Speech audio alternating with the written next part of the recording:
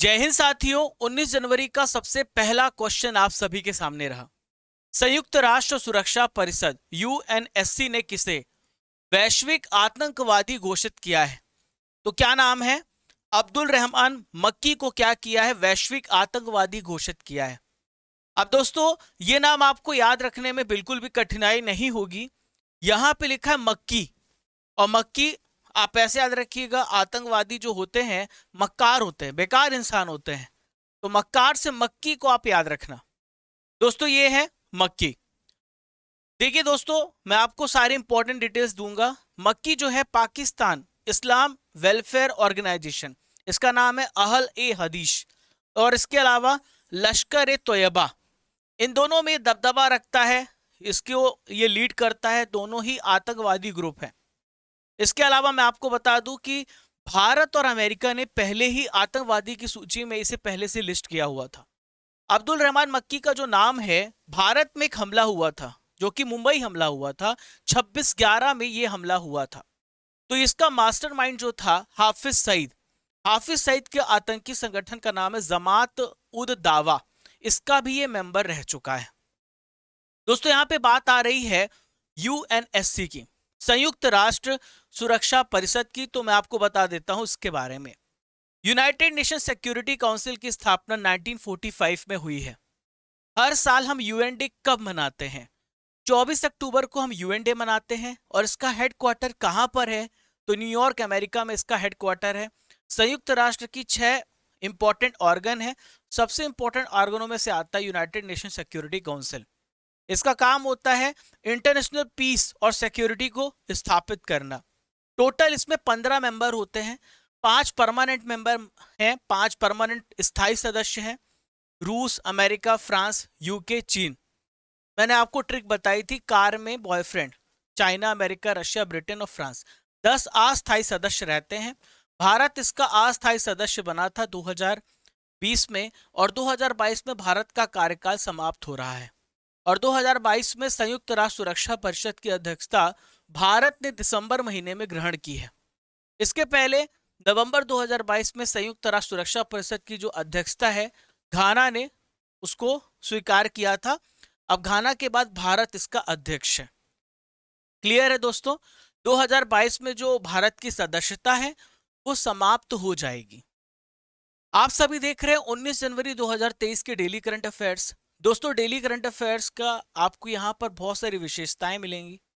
आपको पहली बात तो दोनों माध्यम में क्लास मिलेगी, हिंदी और इंग्लिश दोनों माध्यम में। दूसरी बात, यहाँ पर आपको मिलता है डेली करंट अफेयर्स का टेस्ट, यानी जो भी आप पढ़ते हैं डेली उसका टेस्ट होता है। आपको इसके साथ मिलता है स्पेशल स्टैटिक जीके, यानी आखिरी में स्टैटिक जीके हर विषय का कराया जाता है। 25 से 30 मिनट की क्लास होती है, 200 से 300 जानकारी होती है। ये है करंट अफेयर्स की ब्रह्मास्त्र क्लास।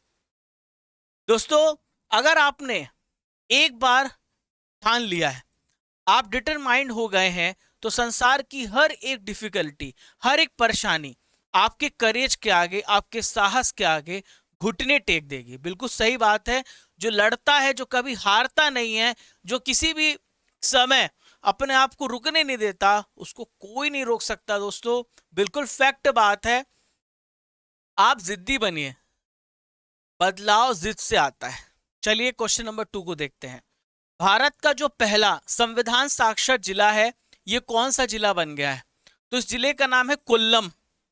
भारत का सबसे पहला कॉन्स्टिट्यूशनल लिटरेट डिस्ट्रिक्ट बना है, इसका नाम है कोल्लम।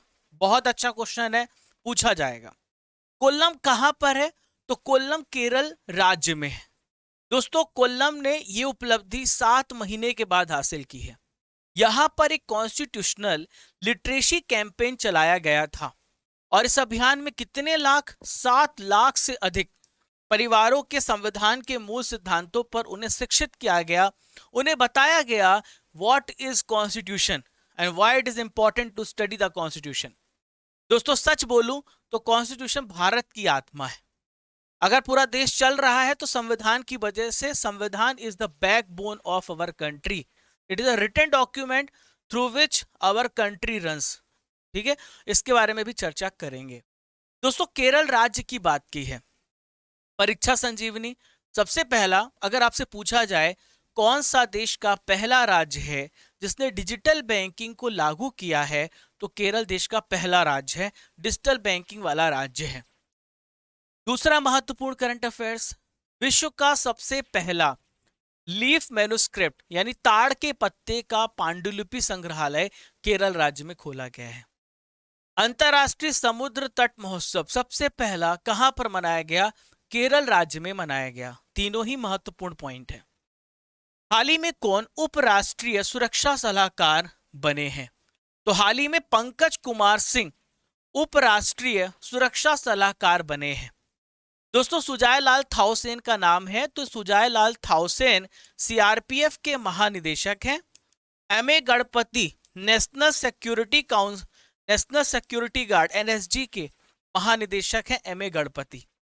तपन कुमार डेका ये इंटेलिजेंस ब्यूरो के क्या है, ये तपन कुमार डेका इसके महानिदेशक हैं। क्लियर है? अगर आपको इंटेलिजेंट बनना है तो आपको तब करना पड़ेगा, ऐसे याद रखिएगा, तो इनका नाम आपको याद रहेगा। दोस्तों, यहां पर आप देख पा रहे हैं, ये है पंकज कुमार सिंह, बीएसएफ के रिटायर्ड डीजी हैं। बीएसएफ के पहले महानिदेशक थे पंकज कुमार सिंह, अब इन्हें उपराष्ट्रीय सुरक्षा सलाहकार बनाया गया है। दोस्तों, मैं आपको बता दूं कि प्रेजेंट में राष्ट्रीय सुरक्षा सलाहकार कौन है, तो यह है अजीत डोभाल। दोस्तों, अब आप सोच रहे होंगे कि नेशनल सिक्योरिटी जो एजेंसी है, नेशनल सिक्योरिटी काउंसिल है, राष्ट्रीय सुरक्षा परिषद है, उसका काम क्या होता है। तो इसका काम होता है भारत के प्रधानमंत्री की राष्ट्रीय और अंतर्राष्ट्रीय सुरक्षा के लिए परामर्श देना। इसका गठन 1998 में हुआ था। सरकार की कार्यकारी शाखा है एनएससी, और खुफिया सेवाओं के बीच में संपर्क स्थापित करने का कार्य करती है। प्रधानमंत्री के कार्यकारी कार्यालय के तहत ये कार्य करती है। ये गृह, विदेश, रक्षा और वित्त मंत्री यहां पर इसके सदस्य होते हैं एनएससी में। याद रखिएगा, सारे इंपॉर्टेंट पॉइंट है। दोस्तों, यहां पे नवीनतम नियुक्तियों को डिस्कस करेंगे। देखिए, नितिन गुप्ता की बात करें तो हाल ही में सीबीडीटी के नए अध्यक्ष बने हैं। National highway authority of India के अध्यक्ष संतोष कुमार यादव बने हैं। दोस्तों, 18 जनवरी के रिजल्ट हमारे पास हैं, और यहां पर टॉप किया अमित कुमार ने, नेहा द्विवेदी ने, स्वाति सिंह ने, संजू कुमार देवांगन ने और सूरज राव ने। बहुत बढ़िया। दोस्तों, आपको यदि इसकी पीडीएफ चाहिए तो आपको सीजीटी एप्लीकेशन पर फ्री में पीडीएफ मिल जाएगी हमारी डेली करंट अफेयर्स की। दोस्तों, सीजीटी एप्लीकेशन को डाउनलोड करने के बाद ये नीला कलर का आपको यहाँ पर इस प्रकार से पट्टी दिखेगी, इस पर क्लिक करना। यहाँ पर आप वीडियो, पीडीएफ और क्विज तीनों एक जगह पा जाएंगे आप, और इस प्रकार से पूरा इंटरफेस आपका खुल जाएगा। चलिए अगले प्रश्न की ओर चलते हैं। गुयेन जुआन फुक किस देश के राष्ट्रपति थे जिन्होंने अपने पद से हाल ही में इस्तीफा दे दिया है? तो ये वियतनाम के राष्ट्रपति थे। अभी हाल ही में इन्होंने अपने पद से रिजाइन किया है, गुयेन जुआन फुक ने। तो ये आप देख पा रहे हैं, ये है गुयेन जुआन फुक। अब क्यों रिजाइन किया है? तो इनके खिलाफ भ्रष्टाचार रोधी अभियान चलाया गया है, तो इस वजह से इन्होंने रिजाइन किया है, त्यागपत्र दिया है। वियतनाम में कई मंत्रियों को निकाला गया है भ्रष्टाचार रोधी अभियान की वजह से। अब वियतनाम की लोकेशन को देखते हैं, तो जरा गौर करिए, ये है वियतनाम। मैं आपको बताने वाला हूं कि वियतनाम का जो कौन कौन से पड़ोसी देश है, जरा गौर करिएगा। सबसे पहले नंबर पे चाइना है, दूसरे नंबर पर है लाओस, तीसरे नंबर पे है कंबोडिया। तो 3 पड़ोसी देश हैं। इसके अलावा अगर गौर करें आप, तो यहां पर साउथ चाइना सी है, और ये है गल्फ ऑफ थाईलैंड। वियतनाम की कैपिटल है हनोई। क्या कैपिटल है? हनोई इसकी राजधानी है। आज के नॉलेज की फैक्ट्री में हम डिस्कस करेंगे 2021 और 2022 में जो इंपॉर्टेंट सम्मेलन हुए हैं। नॉलेज फैक्ट्री में हम इसे डिस्कस करने वाले हैं। सबसे पहला क्वाड समिट 2021 में हुआ था। इसमें 4 सदस्य हैं। सदस्यों का नाम आप ऐसे याद रखना: जय हो, जापान, अमेरिका, ऑस्ट्रेलिया, इंडिया। तो पहला क्वाड समिट 2021 में अमेरिका में हुआ था। पहला वैश्विक बौद्ध सम्मेलन 2021 में नालंदा बिहार में हुआ था। पांचवा हिंद महासागर सम्मेलन 2021 अबू धाबी यूएई में हुआ था। सातवां भारतीय अंतर्राष्ट्रीय विज्ञान महोत्सव पणजी गोवा में हुआ था। 108 नंबर का भारतीय विज्ञान कांग्रेस पुणे महाराष्ट्र में हुआ था। वन ओशन समिट 2022 कहां हुआ? फ्रांस में। पांचवा बिम्स्टेक सम्मेलन श्रीलंका में।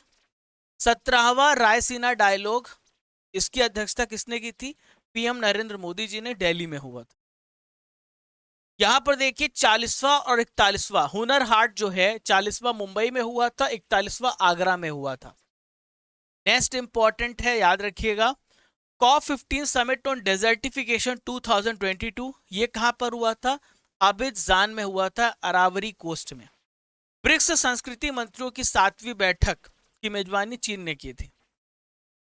चलिए 5वें प्रश्न की ओर बढ़ते हैं। हाल ही में किसने स्टार्टअप मेंटरशिप के लिए मार्ग पोर्टल को लॉन्च किया है? तो मार्ग पोर्टल को लॉन्च किया है पीयूष गोयल जी ने। दोस्तों पीयूष गोयल जो है कॉमर्स एंड ट्रेड मिनिस्टर हैं। अश्वनी वैष्णव भारत के रेल मंत्री हैं। नितिन गडकरी जी भारत के सड़क एवं परिवहन मंत्री हैं। धर्मेंद्र प्रधान भारत के शिक्षा मंत्री हैं। तो साथियों ये जो मार्ग है इसका काम होगा नए नए स्टार्टअप्स को और ज्यादा मोटिवेट करना, उन्हें प्रेरित करना। मार्ग का फुल फॉर्म है mentorship, M for mentorship, A for advisory, A for assistance, R for resilience और जी फॉर ग्रोथ। तो इसका मेन जो उद्देश्य है स्टार्टअप्स को और ज्यादा सुविधा प्रदान करना ताकि स्टार्टअप्स और तेजी से भारत में बढ़ सके। क्लियर दोस्तों? यहां पर कुछ इंपॉर्टेंट पोर्टल और मोबाइल एप्लीकेशन को भी डिस्कस करते हैं। पहला जल दूत ऐप, ग्रामीण विकास मंत्रालय के द्वारा इसे लॉन्च किया गया था। इसका उद्देश्य है पूरे भारत में कहां कहां पर वाटर की क्या लेवल है, यानी वाटर का लेवल अगर आपको पता करना है किसी भी जगह का तो जल दूत एप्लीकेशन से आप पता कर सकते हैं। दूसरा है निदान पोर्टल, जो कि नारकोटिक्स कंट्रोल ब्यूरो के द्वारा लॉन्च किया गया था। इसका काम होता है भारत में जितने भी क्रिमिनल्स हैं जो ड्रग एक्टिविटी में इन्वॉल्व हैं उनकी पूरी हिस्ट्री इस एप्लीकेशन, इस पोर्टल से मिल जाती है, निदान पोर्टल से। तो कहीं से भी किसी भी व्यक्ति की हम जानकारी निकाल सकते हैं जो क्रिमिनल एक्टिविटीज में इन्वॉल्व हैं, जो ड्रग, जो स्मगलर हैं, तो उनको उनकी जानकारी, उनकी हिस्ट्री निदान पोर्टल पर अवेलेबल है। चलिए, पर्यावरण मंत्रालय ने वन्यजीव संरक्षण अधिनियम 1972 की किस अनुसूची के तहत नील कुरिंजी, जिसे हम बोलते हैं स्ट्रोबिलेंथस कुंथियाना, को सूचीबद्ध किया है? तो शेड्यूल 3 में, किसमें? शेड्यूल 3 में पर्यावरण मंत्रालय ने वन्यजीव संरक्षण अधिनियम की शेड्यूल 3 के तहत नील कुरिंजी को सूचीबद्ध किया है। ये आप देख पा रहे हैं नील कुरिंजी, पर्पल कलर का ये आपको देखने को मिल रहा है। दोस्तों इसकी विशेषता जानकर के आपको बहुत अच्छा लगेगा। दोस्तों ये एक ऐसा पौधा है, अगर आपने इसको उखाड़ा या नष्ट किया तो आपके ऊपर 25,000 का जुर्माना होगा और 3 साल की आपको कैद होगी। तो इसे उखाड़ना और नष्ट करना दोनों ही गैर कानूनी है। इसके अलावा अगर बात करें तो 12 साल में केवल एक बार ही खिलता है और इसका जो फूल होता है 30 दिन में खत्म भी हो जाता है, नष्ट हो जाता है। तो नील कुरिंजी एक प्रकार का ट्रॉपिकल प्लांट स्पीसीज है और पश्चिमी घाट, जो हमारा वेस्टर्न घाट है, उसके 16 जंगलों में पाया जाता है। दोस्तों जो पौधे हैं और जो जानवर हैं 1972 के संरक्षण अधिनियम के तहत उन्हें कंजर्व किया जाता है। जननी रामचंद्रन किस देश की सिटी काउंसिल की पहली अश्वेत महिला मेंबर बनी है? तो साथियों अमेरिका की ये जननी रामचंद्रन सिटी काउंसिल की पहली अश्वेत महिला मेंबर बनी है। ठीक है दोस्तों, ये भारतीय अमेरिकी वकील हैं, यानी इंडो अमेरिकन, यानी इनका जो रिलेशन है भारत से है और अमेरिका से भी है, और ये कैलिफोर्निया राज्य के ऑकलैंड सिटी काउंसिल की मेंबर बनी है। याद रखिएगा, पूछा जा सकता है। दोस्तों ऑकलैंड सिटी काउंसिल की डिस्ट्रिक्ट 4 से चुनी जाने वाली सबसे कम उम्र की पहली समलैंगिक महिला है। हाल ही में पीएम मोदी जी ने किस राज्य में सांसद खेल महाकुंभ 2022-23 के दूसरे चरण का उद्घाटन किया है? तो पीएम मोदी जी ने सांसद खेल महाकुंभ को कहां पर स्टार्ट किया है? दूसरा फेज यूपी में, उत्तर प्रदेश में से स्टार्ट किया है। अब दोस्तों इसका उद्देश्य क्या है? खेल का इकोसिस्टम है, स्पोर्ट्स इकोसिस्टम है, उसे और बढ़ाना। तो बस्ती जो है उत्तर प्रदेश में जिला है, वहां पर आयोजित होने वाला है सांसद खेल महाकुंभ 2022-23। इसके सेकेंड फेज का उद्घाटन पीएम मोदी जी ने किया है। इसमें आपको कुश्ती, कबड्डी, खो खो, विभिन्न प्रकार के खेल, इंडोर और आउटडोर दोनों प्रकार की स्पर्धाओं का यहां पर आयोजन किया जाएगा। हाल ही में किस देश की जनसंख्या 60 साल में पहली बार कम हो गई है? दुनिया की जो सबसे बड़ी जनसंख्या थी वो चाइना की थी। अब वो सबसे पहली बार ऐसा हुआ है कि 60 वर्ष में पहली बार ही कम हुई है। एक्चुअली इसके पीछे सबसे बड़ा रीजन है, जैसे हमारे भारत में हम दो हमारे बहुत और हम दो हमारे दो, लेकिन चाइना ने पहले ही एक पॉलिसी लागू की थी, हम दो हमारे एक। हालांकि चाइना को उसकी वजह से हम दो हमारे एक को हटाना पड़ा है। चाइना में जो वृद्धों की जनसंख्या है बहुत ज्यादा हो गई है और यूथ की पॉपुलेशन कम हो गई है। और अगर आप 2 साल में देखें तो चाइना ने बहुत सारे आंकड़े छुपाए हैं। आधिकारिक रूप से बताया कि लगभग 60,000 लोगों की मौत हुई है कोविड में पिछले महीने। ऐसा जो बताया जा रहा है कि लगभग 20 से 30 लाख लोगों की मौत हुई है। तो प्रति 1,000 लोगों पर 6.77 जन्म की राष्ट्रीय जन्म दर है। तो पहला है कि जन्म दर भी कम है और दूसरा मरने वालों की संख्या भी बहुत ज्यादा है। इस वजह से चीन में जनसंख्या कम हुई है। देखो चीन की लोकेशन की बात करते हैं तो चीन जो है दोस्तों 14 देशों से घिरा हुआ है। मैं आपको 14 देश का नाम बता रहा हूं। पहला उत्तर कोरिया, पहला, दूसरा रशिया, तीसरा मंगोलिया, 3 हो गए, चौथा यहां पर देखिए कजाकिस्तान है, 4, पांचवा है किर्गिस्तान, ठीक है, छठवा है तजाकिस्तान, सातवां अफगानिस्तान, आठवां है पाकिस्तान, नौवां है भारत, 10वां है नेपाल, 11वां है भूटान, 11 हो गए, 12वां है म्यांमार, 13वां है लाओस और 14 जो है वियतनाम। तो 14 देशों के साथ सीमा साझा करता है चाइना और इसकी कैपिटल है बीजिंग। और चीनी युआन जो है इसकी करेंसी है। शी जिनपिंग इसके क्या है? प्रेसिडेंट है। राष्ट्रीय खेल टेबल टेनिस है। याद रहेगा आपको, सारे पॉइंट को नोट कर लीजिए, स्क्रीनशॉट ले सकते हैं। मैं आगे बढ़ूंगा। चलिए आज का आखिरी प्रश्न देखते हैं। मलेशिया ओपन बैडमिंटन 2023 में पुरुष एकल का खिताब किसने जीता है? तो मलेशिया ओपन बैडमिंटन टूर्नामेंट को अभी हाल ही में मेल कैटेगरी में विक्टर एक्सेल्सन ने जीता है। ठीक है, किसने जीता है? Victor Axelsen. 2 बार के विश्व चैंपियन और डिफेंडिंग ओलंपियन चैंपियन है विक्टर एक्सेल्सन। दोस्तों किस देश के खिलाड़ी? डेनमार्क के खिलाड़ी हैं। दोस्तों ये जो चैंपियनशिप है मलेशिया के कुआलालंपुर में आयोजित की गई थी। विक्टर ने दूसरी बार यह टूर्नामेंट जीता है। अब मैं आपको वीमेन कैटेगरी में बताने वाला हूं। तो महिला कैटेगरी में अकाने यामागुची ने जीता है। जापान की प्लेयर हैं अकाने यामागुची। इन्होंने दक्षिण कोरिया की दुनिया की 4थे नंबर की आंग सांग यंग को हरा करके ये खिताब अपने नाम किया है। दोस्तों रसमलाई खाते हैं, रसमलाई खाने का समय हो गया है। विक्रम गोखले का निधन हो गया, वह कौन थे? तो विक्रम गोखले का निधन हुआ, यह अभिनेता थे। दोस्तों कल मैंने आपको दिसंबर के टेस्ट के लिए बोला था, कल आपका टेस्ट एक दिन और पोस्टपोन्ड हो गया है नवंबर का, तो कल आप टेस्ट देना। हर घर गंगा जल परियोजना को किस राज्य में शुरू किया गया है?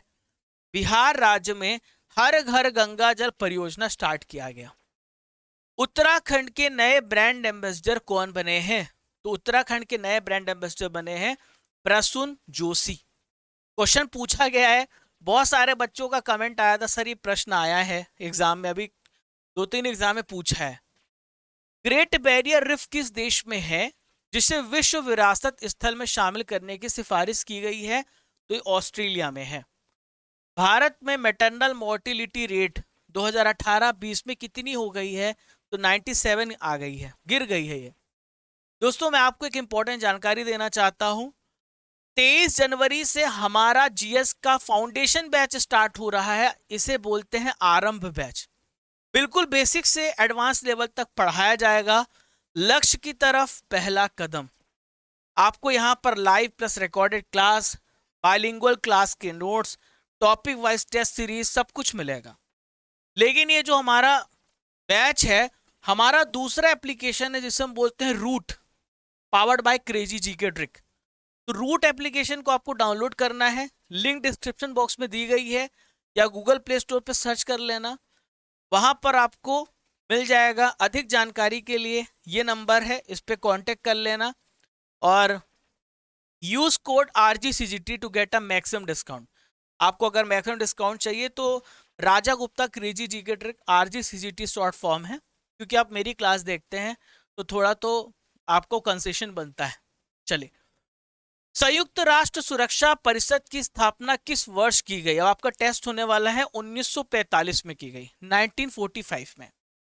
संयुक्त राष्ट्र सुरक्षा परिषद में स्थायी सदस्यों की संख्या कितनी है? तो 5 परमानेंट मेंबर हैं। विश्व का पहला ताड़ के पत्तों का पांडुलिपि संग्रहालय किस राज्य में शुरू हुआ है? कहां पर शुरू हुआ है? केरल राज्य में। ठीक है। साइलेंट वैली राष्ट्रीय उद्यान किस स्टेट में है? बहुत अच्छा क्वेश्चन है। साइलेंट के आप कैसे याद रखोगे? करेला खाने के बाद हर व्यक्ति साइलेंट हो जाता है, उसके मुंह से आवाज ही नहीं निकलती, इतना कड़वा होता है। संयुक्त राष्ट्र सुरक्षा परिषद में टोटल कितने सदस्य होते हैं? 15 सदस्य होते हैं। प्रेजेंट में राष्ट्रीय सुरक्षा सलाहकार कौन है? तो ये है अजीत डोभाल। आप अपना आंसर कमेंट बॉक्स पे जारी रखें। हनोई किस देश की कैपिटल है? तो हनोई किस देश की राजधानी है? वियतनाम। पढ़ाया ना आपको अभी। पहला वैश्विक बौद्ध सम्मेलन 2021 में किस राज्य में हुआ था? बिहार में हुआ था। 5वां बिम्स्टेक सम्मेलन 2022 किस देश में हुआ है? तो कहां पर हुआ है प्यारे साथियों? कहां पे हुआ है बताओगे? श्रीलंका में। दोस्तों यहां पर 18 लिख लो। 18 जनवरी के करंट अफेयर्स का रिवीजन है, कल के करंट अफेयर्स का रिवीजन करेंगे। कमेंट बॉक्स पर कमेंट की झड़ी लग जानी चाहिए, ठीक है। वरुण नौसेना अभ्यास भारत और किस देश के बीच में शुरू हुआ? तो भारत और फ्रांस के बीच में वरुण सेना अभ्यास स्टार्ट हुआ है। मुकर्रम ज़ा बहादुर का निधन हो गया। वे कहां के आखिरी निजाम थे? वो हैदराबाद के आखिरी निजाम थे। SCO फिल्म महोत्सव में कौन सी फिल्म दिखाई जाएगी? तो इस फिल्म का नाम है तुलसीदास जूनियर। मार्शल द्वीप समूह गणराज्य में भारत के अगले राजदूत के रूप में किसे नियुक्त किया गया है? CB जॉर्ज को। भारतीय सेना ने पहली बार कमांड भूमिकाओं के लिए लगभग कितनी महिला अधिकारियों को मंजूरी दी है? तो ये 30 महिला अधिकारियों को मंजूरी प्रदान की है। केंद्रीय मंत्री डॉक्टर जितेंद्र सिंह के अनुसार पूरे देश को किस वर्ष तक डॉपलर मौसम रडार नेटवर्क से कवर किया जाएगा? 2025 तक। भारतीय मौसम विज्ञान विभाग का 148वां स्थापना दिवस किस शहर में मनाया गया? न्यू दिल्ली में। किसकी वार्षिक असमानता रिपोर्ट के अनुसार भारत में सबसे अमीर 1% लोगों के पास अब देश की 40% से अधिक हिस्सा है? तो यह है ऑक्सफैम इंटरनेशनल। आर्थिक सहयोग और विकास संगठन OECD का नया अर्थशास्त्री किसे बनाया गया है? तो यह है क्लेयर लोम्बार्डेली। G20 के तहत थिंक 20 बैठक 16 जनवरी 2023 को किस शहर में हुआ है? तो भोपाल में इसका आयोजन हुआ है। दोस्तों पहचानो कौन सीरीज में लकी ब्लॉग ने बहुत अच्छा लिखा हुआ है। कल का जो इमेज था मौलाना अबुल कलाम आजाद जी का था, आप इनको पढ़ सकते स्क्रीनशॉट लेके। आज का पहचानो कौन सीरीज में आपको बताना है ये क्या है, और 5 लाइन इस आर्किटेक्चर के बारे में लिखना है। आज का सवाल है, भारत का पहला संविधान साक्षर जिला कौन बन गया है? कमेंट बॉक्स पर उत्तर लिखना है। स्टैटिक जीके का पिटारा खुल गया और आज के हमारे पिटारे में कंप्यूटर के एमसीक्यू हैं जो हर एग्जाम के लिए जरूरी है। ठीक है, सॉफ्टवेयर कोड में त्रुटियों को खोजने की प्रक्रिया क्या कहलाती है? तो उसे हम बोलते हैं डीबगिंग। तो सॉफ्टवेयर कोड में अगर त्रुटि देखी जाती है तो उसे बोलते हैं डीबग करना। कोई डॉक्यूमेंट में अंतिम एक्शन को, यानी आप अगर आपसे कोई गलती हो जाती है तो आप कौन सा कंट्रोल दबाओगे? तो ये है Ctrl+Z। प्रोग्राम जो हार्डवेयर के रूप में स्थायी तौर पर रोम में संग्रहित होता है डैश के रूप में जाना जाता है। Program which is permanently stored in ROM is known as, in hardware is known as firmware, है ना। एक डॉक्यूमेंट बनाने के लिए आपको फाइल मेनू में कौन सा कमांड देना होता है? आपको एक नया डॉक्यूमेंट बनाना है तो नया डॉक्यूमेंट आपको न्यू से मिलेगा। कंप्यूटर डैश नंबर सिस्टम का उपयोग करके डाटा स्टोर करता है और गणना करता है। तो कंप्यूटर बाइनरी नंबर सिस्टम पे काम करता है। Dash is the process of editing commands. तो executing is the process of editing commands. ASCII का पूर्ण रूप क्या है? Full form of ASCII। तो इसका फुल फॉर्म आप देख लीजिए, थोड़ा समय दे देता हूं, बड़ा क्वेश्चन है। तो इसका फुल फॉर्म है American standard code for information interchange. ठीक है, पूछा जाएगा ये। ठीक है, इनमें से कौन सा ब्राउजर के द्वारा इंटरनेट रिसोर्सेज की लोकेशन पर कनेक्ट करने में प्रयोग किया जाता है? तो ब्राउजर के माध्यम से URL के लोकेशन पर कनेक्ट में प्रयोग किया जाता है। डैश डिस्क को ट्रैक्स और सेक्टर में विभाजित किया जाता है। तो formatting divides the disk into tracks and sector process is known as formatting. What is the permanent memory built into your computer called? आपके कंप्यूटर में निर्मित जो स्थायी मेमोरी होती है उसे हम क्या बोलते हैं? तो स्थायी मेमोरी को हम बोलते हैं रोम। क्या बोलते हैं? रोम, रीड ओनली मेमोरी। तो कैसा लगा आप लोग को आज का पिटारा? कैसी लगी आप लोगों को क्लास?